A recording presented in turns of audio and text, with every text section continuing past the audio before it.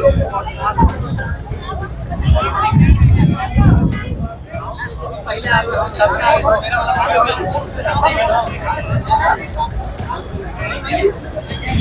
बिहार की आवाज़ पूरे देश में अब गूंज रही है। ये वोटबंदी है, बिहार इसको बर्दाश्त करने वाला नहीं है। जो पुरानी सूची थी, जिस सूची के आधार पर अभी 24 में चुनाव हुआ है, उसमें कुछ संशोधन भी हुआ है, उसी के आधार पर बिहार में चुनाव कराना होगा सपा है। लेकिन बंद कमरे में जो चुनाव आयोग से हम लोगों की बात हुई, तो चुनाव आयोग ने हमारी बातों को सुना नहीं। तो हमें लगा कि अगर बंद कमरे की बात को चुनाव आयोग को लग रहा है कुछ नेताओं की बात है, तो आज सड़क पर बिहार में आकर के बता दिया। अगर बॉर्डर से कहीं घुसपैठ हो रहा है, उसका जवाब अमित शाह को देना है।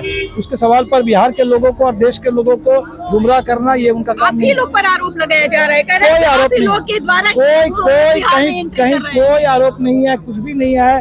कटघरे में चुनाव आयोग है, कटघरे में मोदी सरकार है। नमस्कार, आप न्यूज़ 4 नेशन देख रहे हैं। मैं हूं आपके साथ वंदना। हमारे साथ बात करने के लिए हैं लेफ्ट पार्टी के सीनियर लीडर दीपंकर जी। कैसे देख रहे हैं आज आप लोगों के द्वारा जो बिहार बंद का ऐलान किया गया?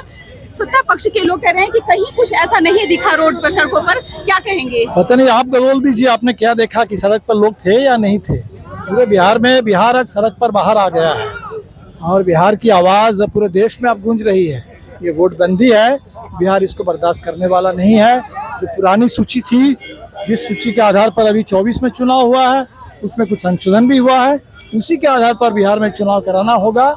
ये वोटबंदी जिसमें करीब 2 करोड़ लोगों के मताधिकार छीन लिए जाएंगे, ये बिहार को मंजूर नहीं है। सभी इंडिया अलायंस के नेता एक साथ एकजुट होकर एकता की इन्होंने आप लोगों ने एक परचम दिया है और एक मिसाल दिया कि जिस तरह से सत्ता पक्ष के लोग ये कहते नजर आ रहे थे कि इंडिया अलायंस में एकजुटता नहीं है, लोग अलग थलग दिख रहे थे, लेकिन आज आप लोगों ने साबित किया। ये कोई देखिए अलायंस की बात ही नहीं है, यहाँ वोटर की बात है, कॉन्स्टिट्यूशन की बात है। बिहार के एक एक मतदाता वोट किसी को भी दे, वो बीजेपी को भी वोट दे, हमें कोई मतलब नहीं है उससे। वो मतदान करने का जो अधिकार है, वो अधिकार के साथ कोई खिलवाड़ होगा, उस पर तो हम लोग बिल्कुल लड़ेंगे। संविधान के साथ कोई खिलवाड़, आम जो मतदाता है उनके साथ किसी तरह का कोई अपमान और उनके पूरे मताधिकार को छीनने की कोई साजिश, ये बिल्कुल हम चल रहे हैं। आप लोगों ने तो पहले ही कहा था कि हम लोग जो है चुनाव आयोग को ज्ञापन सौंपेंगे और शांतिपूर्ण रहेगा। सौंपा है, बिल्कुल सौंपा है। लेकिन बंद कमरे में जो चुनाव आयोग से हम लोगों की बात हुई, तो चुनाव आयोग ने हमारी बातों को सुना नहीं।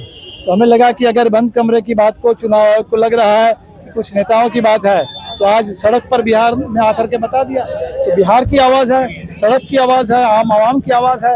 अब इस आवाज़ को चुनाव आयोग को सुनना चाहिए। कुछ ही दूरी पर आप लोगों की गाड़ी को रोक दिया गया बैरिकेडिंग लगा करके, क्या कहेंगे? उससे कोई फर्क नहीं पड़ता। नहीं, हम लोग रुकने वाले नहीं है। बिहार चल पड़ा है और बिहार जब जब चल पड़ता है, हम लोग जहाँ थे वहीं 42 में हमारे नौजवानों ने शहादत दी थी और देश रुका नहीं। नौजवानों की शहादत के बल पर आज़ादी आई थी।